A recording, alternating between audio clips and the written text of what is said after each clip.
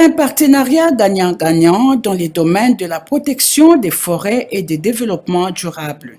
Au sortir de l'audience lui accordée ce jeudi 10 juin 2021 par la vice-premier ministre, ministre de l'Environnement et Développement durable, l'ambassadeur de la République fédéraliste du Brésil en République démocratique du Congo a indiqué que son pays, le cinquième au monde par sa superficie, dont la partie nord couverte par la forêt d'Amazonie, avec la plus grande réserve d'environ un dixième des espèces vivantes mondiales, compte profiter des opportunités que présentent les deux pays dans les domaines environnementaux. La principale idée, c'était la discussion et de développer une relation plus profonde entre les deux pays dans le domaine de la protection des forêts, dans le domaine du développement durable. Madame la vice-ministre, elle a dit qu'il y a beaucoup de similarités entre les deux pays et il y a aussi beaucoup d'opportunités de produire une position commune entre les deux pays.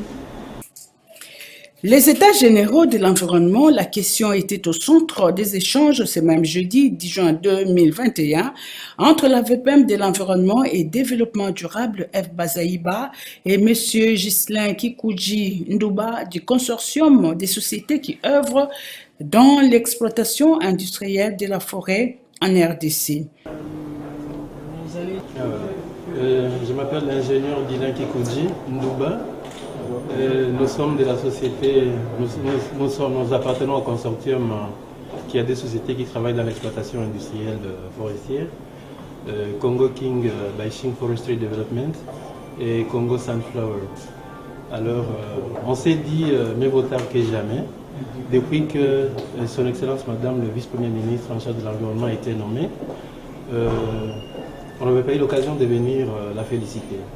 Alors, comme nous sommes aussi parmi les acteurs importants du secteur de l'environnement en RDC, alors on s'est dit qu'il faut qu'on passe pour une question de prise de contact, aussi transmettre nos sincères félicitations à Madame F. Bazaïba qui est en charge de l'environnement en RDC, qui est notre vice-premier ministre. Alors, notre objet de visite aujourd'hui, c'était beaucoup plus dans ces cadres-là, et surtout l'encourager le fait qu'elle a elle-même parlé des états généraux de ce secteur. C'est un secteur très important pour la République et nous pensons que notre contribution est d'une grande importance et utilité. Alors, en bref, nous sommes venus pour une prise de contact, pour transmettre nos félicitations à Madame le Vice-Premier ministre en charge de l'environnement et l'encourager dans le cadre des états généraux qu'elle a déjà planifiés et que nous sommes là pour donner notre contribution parce que nous sommes sur le terrain. Et les difficultés que nous rencontrons sur le terrain, alors nous pensons que ça l'aidera à prendre certaines décisions pour le bien de ces secteurs. La troisième délégation a été reçue par la vice-première ministre en charge de l'environnement et développement durable. C'est la société Clean Plast qui offre ses services au gouvernement congolais. Les responsables de cette société privée qui œuvre dans les secteurs de la salubrité dans la ville de Kinshasa étaient reçus par Madame Eve Bazaïba et ce, en prévision de la journée du 30 juin qui marque en cette année 2021 l'indépendance de la RDC avec une particularité, le retour des reliques de Patrice Emery Lumumba au pays de ses ancêtres. Le gouvernement congolais, à travers la vice-primature de l'environnement et du développement durable, lance très bientôt les volets assainissement de son programme dans la vision du chef de l'État, 1 milliard d'arbres d'ici 2023. C'est très important d'avoir le contact, la prise de contact avec son Excellence, Madame Bazaïba, pour montrer qu'il y a des compagnies qui sont disposées à travailler dans le développement durable et le recyclage des déchets.